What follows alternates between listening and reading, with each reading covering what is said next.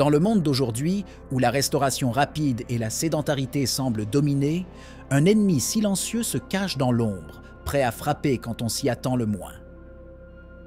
Cet adversaire, connu de beaucoup mais vraiment compris de peu, a le pouvoir de changer des vies en un clin d'œil.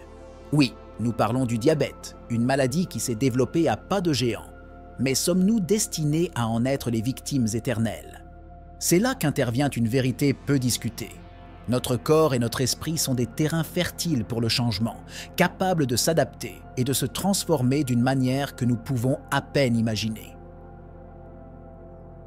Mais que se passerait-il si nous vous disions que de petits changements dans votre routine quotidienne pourraient non seulement éloigner cet ennemi silencieux, mais aussi ouvrir la porte à une vie plus pleine et plus vibrante? Et si ces changements aient été plus simples et plus accessibles que vous ne le pensez? Comprendre le diabète et le prédiabète. Le diabète et le prédiabète sont des affections qui signalent un signal d'alarme dans la gestion de la glycémie dans l'organisme. Le prédiabète agissant comme un phare, indiquant que sans changement de mode de vie, le diabète de type 2 peut se profiler à l'horizon, avec des signes subtils tels qu'une fatigue inattendue, une soif intense et une vision floue. Ces conditions peuvent passer inaperçues, mais les comprendre est la première étape cruciale pour inverser le cours.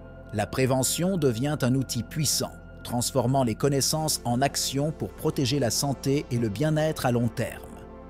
Microbes intestinaux et diabète.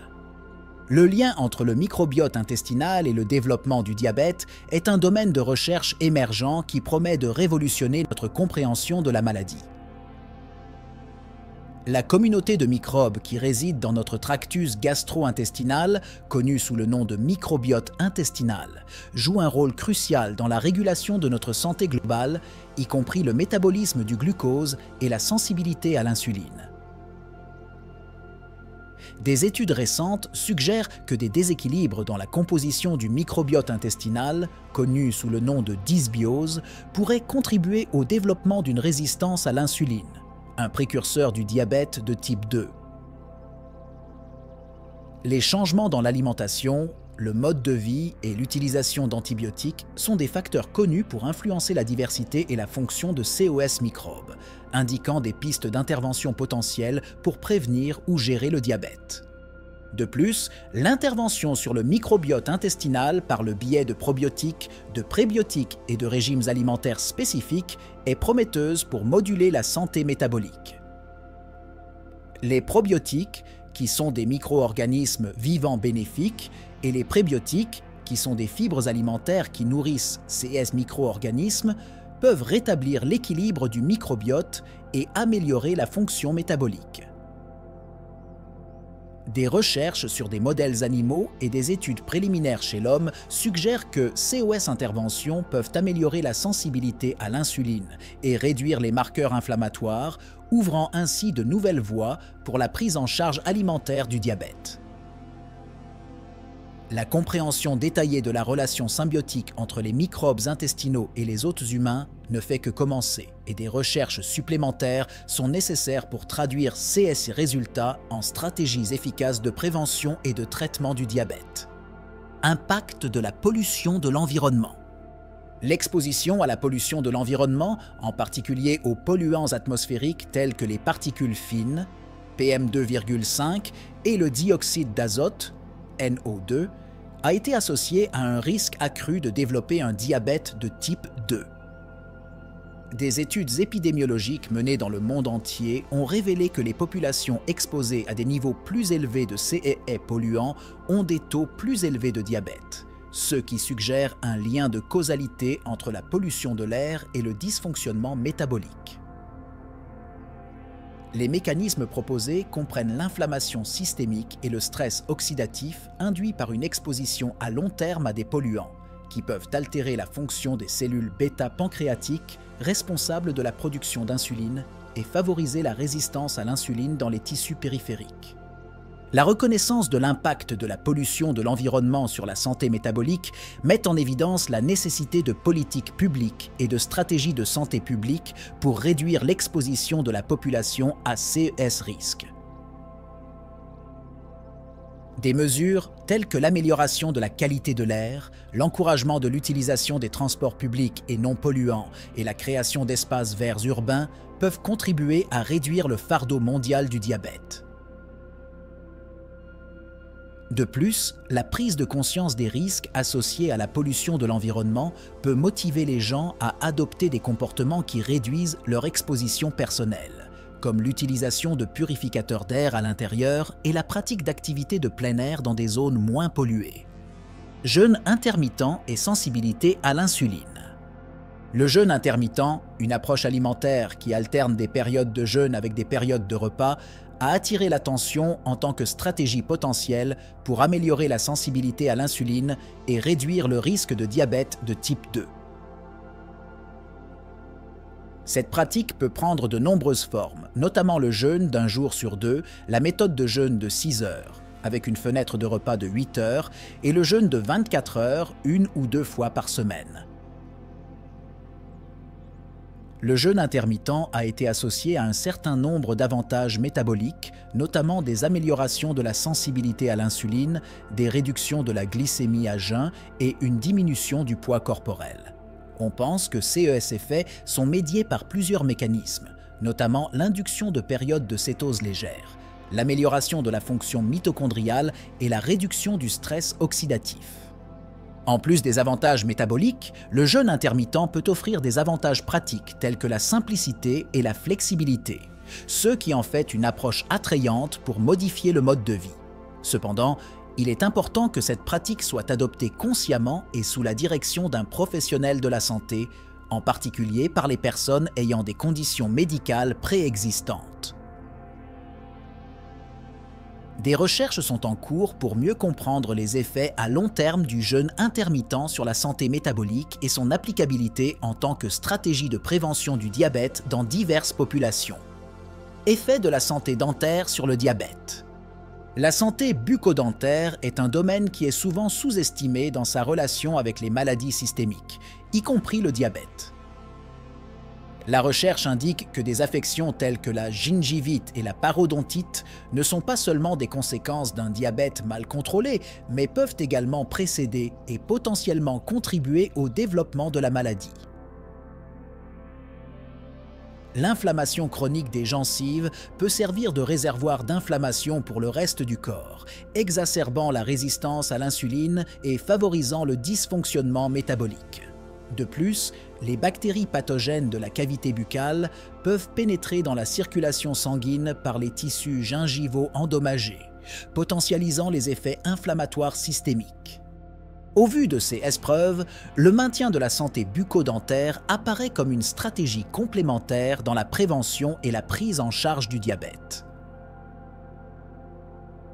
Des pratiques telles que le brossage régulier, l'utilisation de la soie dentaire et les visites périodiques chez le dentiste protègent non seulement contre les maladies dentaires, mais peuvent également jouer un rôle important dans la réduction du risque de complications métaboliques. Ce paradigme renforce la nécessité d'une approche intégrée de la santé, où la santé bucco-dentaire est considérée comme une composante essentielle du bien-être général. Rôle du chronotype dans le métabolisme. Le chronotype, c'est-à-dire la prédisposition d'un individu à être actif et alerte à des moments précis de la journée, a été associé à des variations du métabolisme et au risque de développer un diabète. Des études indiquent que les hiboux, personnes ayant un chronotype du soir, peuvent avoir un risque plus élevé de développer un diabète de type 2 par rapport aux alouettes, personnes ayant un chronotype tôt le matin, peut-être en raison de habitudes de sommeil et d'alimentation irrégulière qui affectent négativement l'homéostasie du glucose. Le désalignement entre les rythmes circadiens internes et les comportements quotidiens peut entraîner des troubles métaboliques, soulignant l'importance de synchroniser nos cycles biologiques avec nos activités quotidiennes. Ajuster les horaires d'alimentation, l'exposition à la lumière et l'activité physique en fonction du chronotype individuel peut améliorer la santé métabolique et réduire le risque de diabète. Pour les hiboux, par exemple, adapter progressivement les horaires de sommeil à une routine plus matinale et limiter l'exposition à la lumière artificielle la nuit peut aider à réaligner les rythmes circadiens. Cette approche personnalisée souligne l'importance de tenir compte des différences individuelles dans la planification des interventions liées au mode de vie pour la prévention du diabète. Aliments fermentés et prébiotiques. La consommation d'aliments fermentés et de prébiotiques représente une stratégie prometteuse pour promouvoir la santé intestinale et prévenir le diabète. Les aliments fermentés, tels que le yogourt, le kéfir, la choucroute et le kimchi, sont riches en probiotiques, des bactéries bénéfiques qui peuvent améliorer la santé gastro-intestinale et renforcer le système immunitaire. D'autre part, les prébiotiques, présents dans des aliments tels que les poireaux, les artichauts, les bananes et la chicorée, sont des fibres alimentaires qui nourrissent ces bactéries bénéfiques, favorisant un microbiote intestinal sain. La relation entre un microbiote équilibré et la santé métabolique est étayée par des preuves de plus en plus nombreuses, établissant un lien entre une diversité microbienne intestinale robuste et une meilleure sensibilité à l'insuline et un risque plus faible de diabète. L'inclusion régulière de ces aliments dans l'alimentation peut non seulement favoriser la santé digestive, mais aussi offrir des avantages métaboliques directs, améliorant la prévention du diabète grâce à une approche alimentaire holistique à base d'aliments entiers. Réduction du stress oxydatif. Le stress oxydatif, un déséquilibre entre la production de radicaux libres et la capacité de l'organisme à les neutraliser avec des antioxydants, joue un rôle crucial dans le développement du diabète de type 2. L'excès de radicaux libres peut endommager les cellules et les tissus, entraînant un dysfonctionnement des cellules bêta-pancréatiques et une résistance à l'insuline. À la lumière de cela, l'adoption d'une alimentation riche en antioxydants provenant de fruits, de légumes, de noix et de grains entiers peut être une stratégie efficace pour atténuer le stress oxydatif et réduire le risque de diabète. Les aliments tels que les baies, les légumes feuilles foncés et le thé vert sont particulièrement riches en composés antioxydants, tels que les flavonoïdes et les vitamines C et E qui combattent le stress oxydatif. En plus de l'alimentation, des pratiques de style de vie telles que l'exercice modéré et des techniques de réduction du stress, telles que la méditation et le yoga, peuvent également contribuer à réduire le stress oxydatif. Il est intéressant de noter que si l'exercice physique intense et prolongé peut augmenter temporairement la production de radicaux libres, une activité régulière et modérée renforce les systèmes de défense antioxydants de l'organisme à long terme, offrant une protection contre le stress oxydatif et ses conséquences métaboliques. S. Thérapie corps-esprit. Les thérapies corps-esprit, telles que la méditation, le yoga et le tai chi, offrent des avantages significatifs pour la santé métabolique et la prévention du diabète. Ces pratiques favorisent la relaxation et la réduction du stress, qui sont essentielles à la régulation des hormones du stress telles que le cortisol, qui, à des niveaux élevés, peuvent contribuer à augmenter la glycémie et la résistance à l'insuline. De plus, l'accent mis sur la respiration profonde et consciente, caractéristique de ces pratiques, peut améliorer l'oxygénation et la circulation sanguine, en optimisant la fonction cellulaire et l'utilisation du glucose. L'intégration des thérapies corps-esprit dans la routine quotidienne peut non seulement favoriser le contrôle glycémique, mais aussi améliorer la qualité de vie et le bien-être émotionnel. Des études suggèrent que les personnes qui pratiquent régulièrement ces activités ont un meilleur taux de sucre dans le sang et une incidence plus faible de facteurs de risque associés au diabète, tels que l'hypertension et l'obésité. Ainsi, l'adoption de ces pratiques complémentaires apparaît comme une approche holistique précieuse de la prévention et de la gestion du diabète. Influence de la lumière bleue. L'exposition à la lumière bleue, en particulier la nuit, provenant d'appareils électroniques tels que les smartphones, les tablettes et les ordinateurs, peut avoir des implications importantes pour le métabolisme et le risque de diabète. La lumière bleue la nuit peut perturber les rythmes circadiens, affectant négativement la production de mélatonine, l'hormone du sommeil, et par conséquent altérant la qualité du sommeil. Un sommeil insuffisant ou perturbé est associé à un certain nombre d'effets métaboliques indésirables, notamment une diminution de la sensibilité à l'insuline et des changements dans les hormones qui régulent l'appétit, ce qui peut entraîner une prise de poids et augmenter le risque de diabète. Pour atténuer ces effets, il est recommandé de limiter l'exposition à la lumière bleue dans les heures précédant le sommeil en utilisant des filtres de lumière bleue sur les appareils ou en optant pour des activités relaxantes qui n'impliquent pas d'écran. De plus, le maintien d'un environnement de sommeil sombre et paisible et l'établissement d'une routine de sommeil cohérente peuvent aider à améliorer la qualité du sommeil et, par extension, la santé métabolique. 6 mesures simples mais efficaces peuvent contribuer de manière significative à la prévention du diabète et à la promotion de la santé en général. Médicaments à base de plantes et suppléments naturels.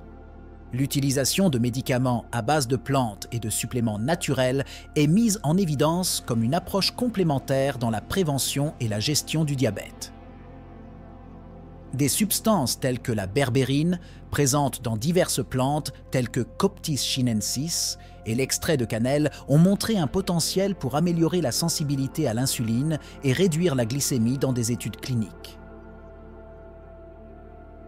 La berbérine, par exemple, agit par de multiples mécanismes, dont l'activation de l'enzyme AMPK, qui joue un rôle clé dans la régulation du métabolisme du glucose et des lipides. Malgré le potentiel prometteur, il est essentiel d'aborder l'utilisation de médicaments et de suppléments à base de plantes avec prudence et sous la direction d'un professionnel de la santé en raison de la possibilité d'interactions médicamenteuses et d'effets secondaires. De plus, la standardisation et la qualité des produits peuvent varier considérablement, ce qui renforce la nécessité de choisir des sources fiables. La recherche continue d'explorer le rôle de ces composés naturels dans la santé métabolique, soulignant l'importance d'une approche fondée sur des données probantes. Papel de la vitamine D.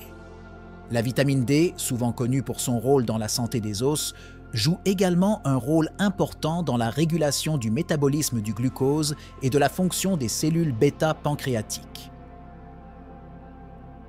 De faibles taux sériques de vitamine D ont été associés à un risque accru de développer un diabète de type 2, ce qui suggère qu'une carence en vitamine D peut être un facteur de protection contre la maladie.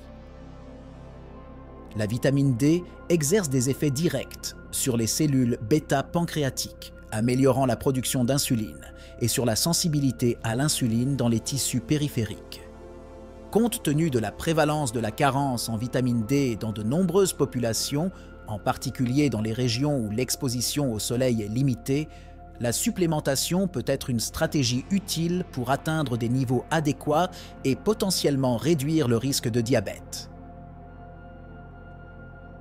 Cependant, la supplémentation doit être effectuée avec prudence et personnalisée en fonction des taux sériques individuels, ce qui souligne la nécessité d'une surveillance médicale pour prévenir la toxicité de la vitamine D. Santé mentale et diabète. L'interdépendance entre la santé mentale et le diabète est un domaine de plus en plus reconnu et important. Les problèmes de santé mentale, tels que la dépression et l'anxiété, peuvent non seulement être des conséquences de la gestion du diabète, mais aussi des facteurs de risque de développer la maladie. Le stress chronique et les troubles de l'humeur peuvent entraîner des comportements malsains, tels qu'une alimentation non régulée et l'inactivité physique, qui augmentent le risque de diabète. De plus, le stress chronique peut affecter directement la régulation du glucose par des mécanismes hormonaux, tels que l'augmentation du taux de cortisol. Il est essentiel d'aborder la santé mentale comme partie intégrante de la prévention et du traitement du diabète.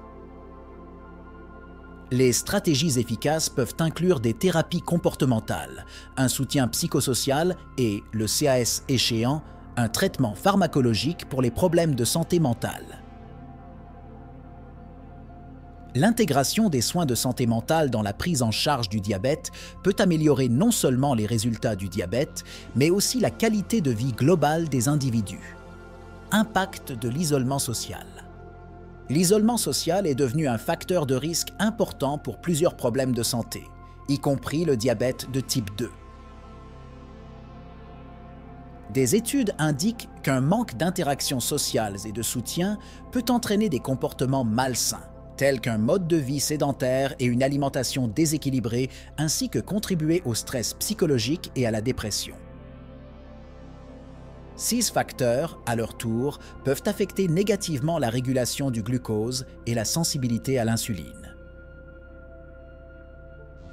L'isolement social peut également rendre difficile la prise en charge du diabète, car le soutien social joue souvent un rôle crucial dans l'encouragement et le maintien d'habitudes saines. La promotion de réseaux de soutien social, que ce soit par le biais de groupes communautaires, d'activités sociales ou de plateformes en ligne, peut être une stratégie efficace pour atténuer les effets négatifs de l'isolement. De plus, l'identification et le soutien des personnes à risque d'isolement social peuvent aider à prévenir le développement du diabète et d'autres maladies chroniques connexes. Une éducation nutritionnelle innovante. L'éducation nutritionnelle est la pierre angulaire de la prévention et de la prise en charge du diabète, mais les méthodes traditionnelles peuvent ne pas répondre aux besoins de toutes les populations. Des approches innovantes, telles que l'utilisation des technologies numériques, des applications mobiles et de la ludification, peuvent offrir de nouvelles façons d'inciter les individus à adopter des pratiques alimentaires saines. Ces technologies permettent de personnaliser l'information nutritionnelle, la rendant plus accessible et pertinente pour différents individus.